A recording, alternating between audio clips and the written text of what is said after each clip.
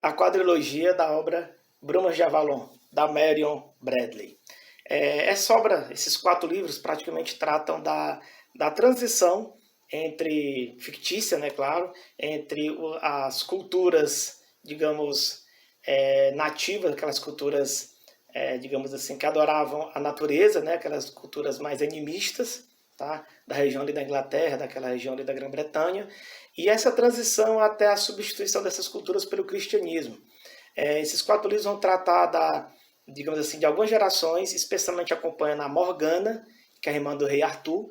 Né? É uma visão bem feminina dessa história, bem, digamos assim, a autora sempre foca nas mulheres, sempre. Os homens são aqueles que estão, digamos assim, em torno delas, afinal de contas a gente sabe que as histórias tendem a focar só nos homens mesmo, isso aí a gente tem que admitir.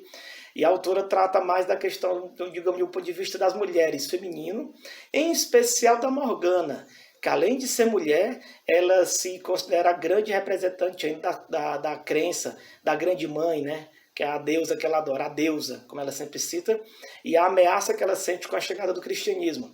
Então o livro é sempre do ponto de vista dela, tá certo? Especialmente do ponto de vista dela, apesar de ter vários e vários outros, pelo menos mais 20 ou 30 personagens importantes no livro, mas a história é meio que sempre narrada ao longo da história dela. E a gente vê ela novinha, criança ainda, até sua velhice, até ficar bem velhinha, ao longo dessas décadas, ela acompanhando toda, digamos assim, esses conflitos, não apenas conflitos militares, políticos na região, mas em espécie esses conflitos de religião e também esses conflitos homens e, digamos assim, mulheres nos seus relacionamentos. Eu confesso que é interessante porque é uma visão diferente, né, do Rei Arthur, da Távola Redonda. Novamente, a visão daquelas que ninguém escuta, daquelas que estão só para ser salvas, digamos assim, que são as mulheres. Mas eu confesso que eu não gostei muito do livro, concluí mais porque eu tenho essa mania de querer terminar tudo que eu começo. Também livros e filmes isso vale a mesma coisa. E eu confesso que não gostei tanto, tá bom? Mas é uma obra interessante, assim, ela é famosa bastante para, né, ser vendida aos milhões, mas eu confesso que eu não gostei tanto, talvez por causa da narrativa um tanto repetitiva, né, talvez, né, por não compactuar algumas ideias, né, da autora ou da personagem principal, mas é interessante esse conflito, um personagem tentando narrar o conflito entre a nova religião que chega e a velha religião que passa, né? Como é que são essas acomodações, também os conflitos, as hipocrisias ali envolvidas, alguns movimentos políticos, tá certo? Seria mais ou menos esse o clima das 4 obras, tá certo?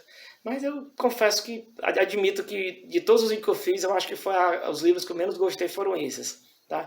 Mas obviamente tem quem goste e de repente se você ficou curioso, então pode ser que seja interessante você procurar outras opiniões de outras pessoas, né, se você estiver empolgado de ler. Mas eu confesso que eu não gostei muito nessa linha fantástica, eu preferiria ainda, por exemplo, os Jogos Vorazes, por exemplo, que não é, desculpa, nem fantástico não é, né, mas um livro juvenil, digamos assim. O Avalon não é juvenil, tá certo?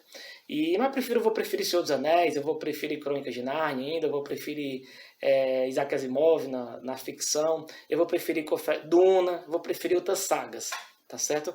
Mas não deixa de ser curioso uma saga escrita por uma mulher de um ponto de vista feminino sobre uma história que geralmente é contada apenas do ponto de vista dos homens. Não deixa de ser realmente curioso e diferente, tá? Um abraço a todos.